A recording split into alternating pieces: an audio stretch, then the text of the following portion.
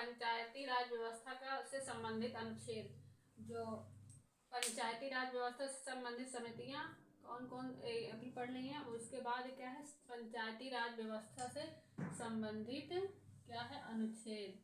एक पंचायती राज व्यवस्था का जो संबंधित अनुच्छेद है कहाँ से कहाँ तक का है, तो कहाँ से कहाँ तक है 243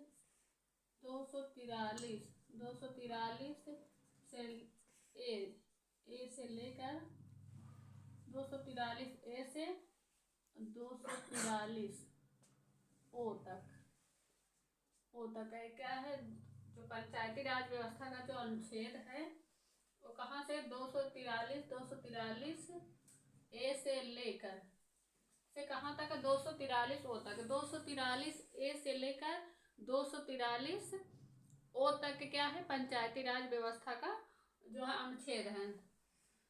कहाँ से 243 ए से 243 ओ तक। अब चलिए यहाँ देखते हैं 243 में क्या है। तो 243 में क्या है, पंचायत की जो है परिभाषा है। क्या है 243 में, अनुच्छेद 243 में क्या है, परिभाषा है। अब उसके बाद 243 ए में क्या है, ग्राम सभा का बात किया गया। किसमें, 243 में क्या है, परिभाषा, पंचायत की जो परिभाषा है उसकी बात की। किसमें, 243 में। अब उसके बाद 243 ए में क्या है, 243 ए में जो है ग्राम सभा, 243 में ग्राम सभा है। उसके बाद 243 बी में क्या है, पंचायतों का संविधान है। यहाँ संविधान बी और बी मिलाइए, देखिए बी से मिला दीजिए, क्या हो जाएगा, पंचायतों का संविधान। तो पंचायतों का संविधान किसमें है, 243 बी में है। उसके बाद अगर पंचायतों का गठन कहाँ पे हुआ है, 243 सी में। सी फॉर संगठन, सी को हटा दीजिए, गठन आ जाएगा। तो 243 सी में क्या है, पंचायतों का गठन है। तो यहाँ पे गठन है 243 सी में पंचायतों का गठन है। उसके बाद 243 में क्या है, सीटों का आरक्षण, डिस्काउंट हर जगह सब लोग लेते हैं। तो डी फॉर डिस्काउंट कहाँ मिल रहा है, 243 डी में। तो जो है सीटों का आरक्षण या डी फॉर डिस्काउंट कहाँ पे है, 243 डी में। तो यहाँ इसको याद कर लीजिए, डी फॉर डिस्काउंट और सीटों का आरक्षण। तो डिस्काउंट या आरक्षण कहाँ पे मिलता है, 243 डी में, डी फॉर डिस्काउंट। उसके बाद यहाँ 243 ई फॉर ईयर। तो कहाँ पे कार्यकाल जो होता है वर्ष में होता है, ईयर में होता है। तो ईयर कहाँ मिल रहा है, ई फॉर ईयर, पंचायतों का कार्यकाल। तो कहाँ पे जो है 243 ई में, 243 ई फॉर ईयर। और कार्यकाल जो होता है किस पे होता है, ईयर या वर्ष में होता है। तो अगर ये बात किया जाए पंचायतों का कार्यकाल किस अनुच्छेद में है, तो 243 ई में है, 243 ई में है। और उसके बाद 243 एफ फॉर फेलियर कौन होता है, जो आयोग होता है, अयोग्यता। तो एफ फॉर फेलियर किस में है, एफ में, 243 में है। अयोग्यता, जो फेलियर रहेगा वही अयोग्य रहेगा। तो एफ फॉर फेलियर और सदस्यों की अयोग्यता किसमें है, 243 एफ में। अयोग्यता को क्या कहेंगे, फेलियर। अब उसके बाद 243 जी, पंचायतों की शक्तियां, जी फॉर गॉड। अब ईश्वर जहाँ रहेंगे वहाँ शक्तियां तो रहेंगी ही। तो यहाँ जी फॉर गॉड, अब ईश्वर है, जी फॉर गॉड है वहाँ, तो शक्तियां रहेंगी। तो शक्तियों का जो है अनुच्छेद कौन सा है, ये है 243 जी। अब ईश्वर जहाँ रहेंगे, गॉड जहाँ रहेंगे वहाँ क्या रहेगी, शक्तियां रहेंगी। तो जी फॉर गॉड, और गॉड के पास क्या रहती है, शक्तियां रहती हैं।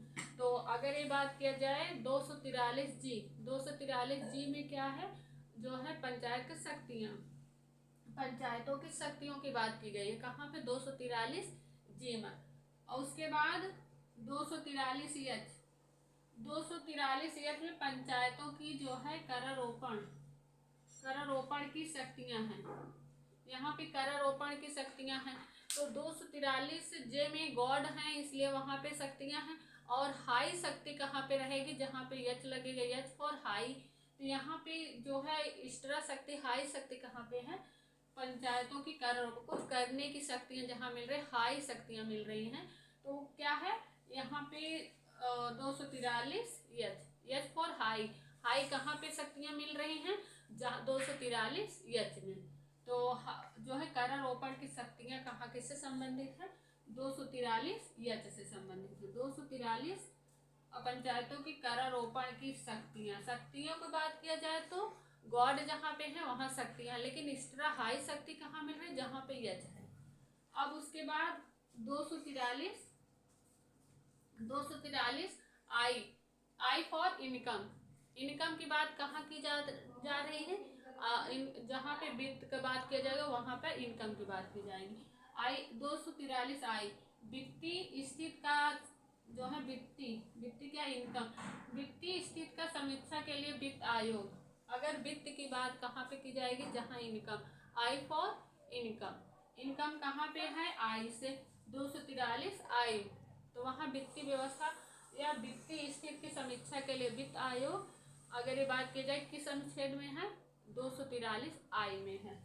अब उसके बाद 243 जे पंचायतों का लेखा जोखा, जहाँ जिसके कार्य का जो है लेखा जोखा, जजमेंट, जे फॉर जजमेंट, लेखा जोखा जिसमें रहेगा तो क्या है, जे में है, जे फॉर जजमेंट।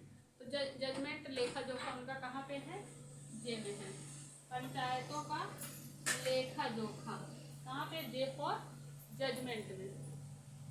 अब उसके बाद 243 के पंचायतों का चुनाव, पंचायतों का चुनाव पढ़ लीजिए, चुनाव को गलती से पुनाव पढ़ लीजिए, के फॉर पुनाव।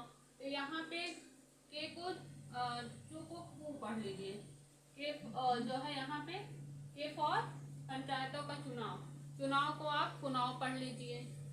अब उसके बाद 243 यल 243 संघीय क्षेत्रों में पंचायतों का लागू होना, कहीं पे लागू होना नहीं है तो पंचायतों का लागू होना कहाँ पे, यल फॉर लागू होना।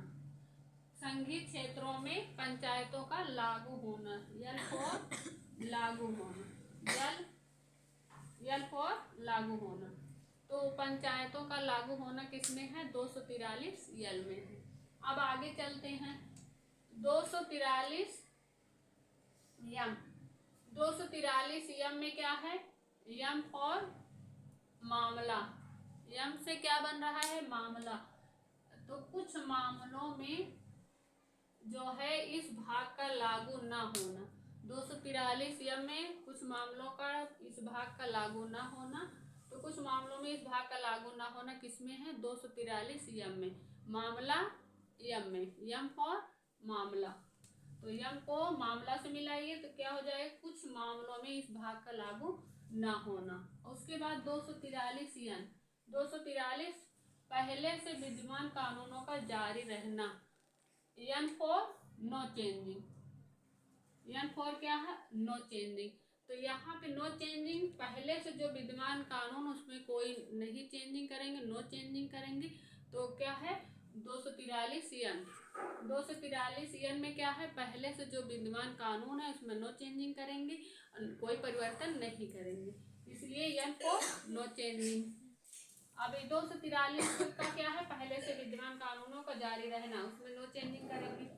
अब उसके बाद 243 ओ, चुनाव मामलों में न्यायालय में हस्तक्षेप पर रोक।